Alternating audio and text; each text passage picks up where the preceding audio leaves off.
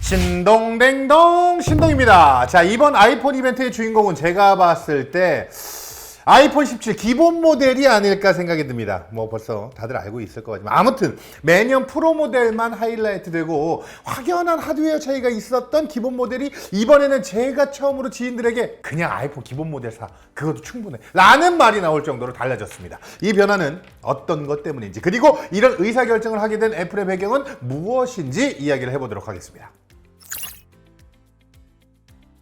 자, 이번에 기본 모델에 대한 평가가 180도 달라지게 된 이유는 딱 세 가지 정도로 생각할 수가 있는데요. 첫 번째, 프로모션 디스플레이 적용이 되겠습니다. 아이폰은 물론이고 아이패드에서도 선긋기에 가장 많이 사용되는 하드웨어가 바로 120Hz 주사율을 갖고 있는 프로모션, 이거였죠. 그동안 아이폰 기본 모델은 60Hz 주사율이었어요. 이걸 고수해왔기 때문에 아이폰에서 경험하는 모든 경험에서 프로의 부드러움과는 차이가 날 수밖에 없었죠. 확실히 이건 애플의 전략적인 의도가 담겨 있다고 볼 수 있는데, 프로모션은 프로 모델의 킬러 기능이었고 사용자들은 이 기능 때문에 일반 모델이 아니라 어쩔 수 없이 프로 모델에 더 많은 가격을 지불할 가치가 있다고 생각을 했었죠. 그런데 아이폰 17 기본 모델에 프로모션이 적용되면서 애플은 프로와 기본 모델 사이에서 가장 명확히 체감되었던 경험의 장벽을 허물어 버렸습니다.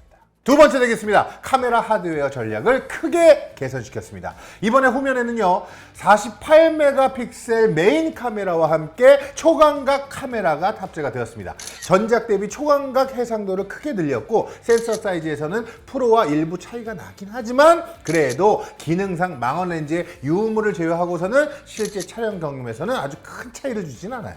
자, 여기 이번에 새롭게 소개된 센터 스테이지 셀피 카메라가 일반 모델까지 적용되었다는 점이 중요하죠. 애플은 항상 새로운 하드웨어 플랫폼이 소개될 때 프로 라인업에 먼저 적용을 하고 다음에 해 일반 모델로 하방 적용하는 그런 전략을 택했었죠. 그런데 이번에는 전면 카메라에 동일하게 새롭게 소개된 센터 스테이지 기능을 적용했고 실제로 셀피 촬영 경험에 큰 변화가 생기게 되었습니다. 이 경험을 프로 라인업과 동일하게 할 수 있다는 것은 아주 큰 메리트가 있죠. 저 같은 사람이야 아이폰 프로레스 촬영이 되고 이번에 특히 프로레스 로우 촬영도 지원하고 이런 이야기가 신나긴 해요. 솔직히 이거 설정해서 찍어본 유저가 이거 몇 명이나 되겠어. 실제로 자주 쓰고 중요한 하드웨어는 일반 모델에 공유하고 이렇게 소수의 특정 프로급 기능이 필요한 사람들이 프로 라인업을 쓰게 만드는 게 이게 맞는 거죠. 자, 세 번째, 성능과 배터리 효율이 크게 좋아졌다는 점입니다. 특히 이번에 적용된 A19 프로세서는 성능 향상이 된 것도 중요하지만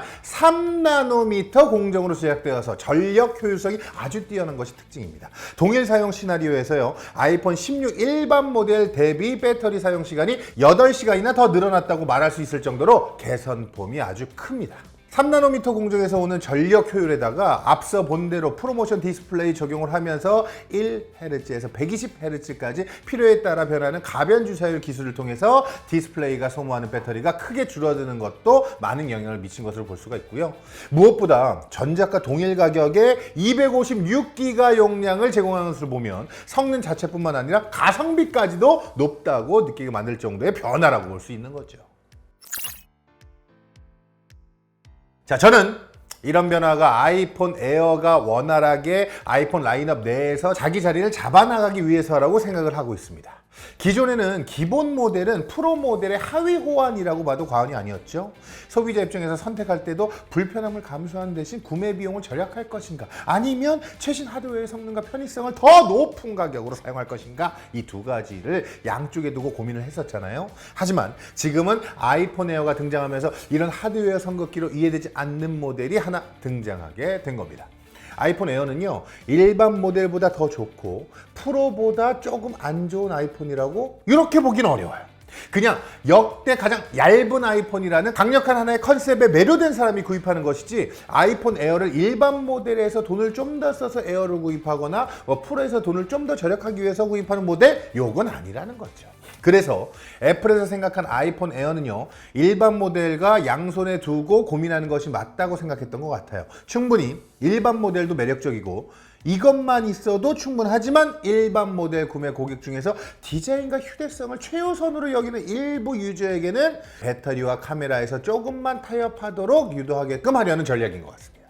즉 심미적으로 더 뛰어난 디자인에 더 많은 돈을 지불하고 싶은 고객을 에어로 유도하기 위함이죠. 이렇게 되면 자연스럽게 프로의 위상은 더 높아질 수밖에 없고, 이전의 프로 라인업은 말만 프로지 그냥 이게 올해 대표 아이폰으로 생각이 되었다면 이제는 완전 전문가용 아이폰으로 재정의가 될 수 있는 겁니다. 자, 그렇다면 오히려 아이폰 17 프로 라인업에서는 가격이 전작보다 더 상승하더라도 이걸 자연스럽게 받아들일 수 있게 되는 거라는 거죠.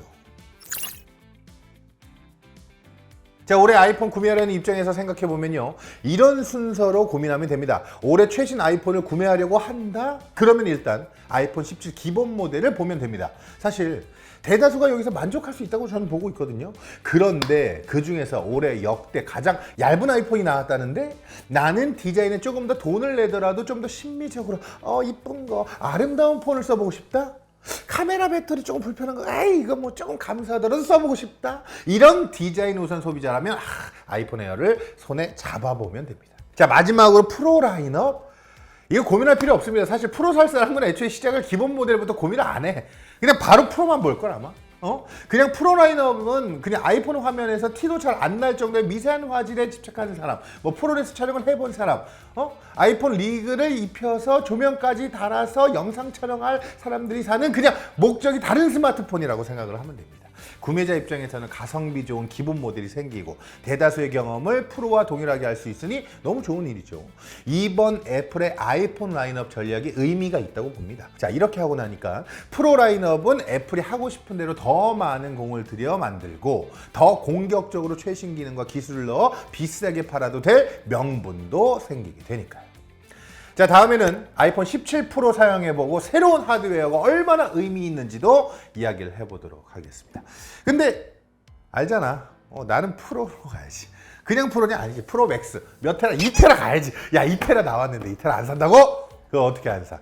여러분 의견 한번 주세요. 뭐 에어도 궁금하시면 얘기하시고, 이번에 솔직히 말해도 돼요? 에어랑 프로맥스 둘 다 할 겁니다. 지금까지 신동댕동 신동이었습니다. 안녕.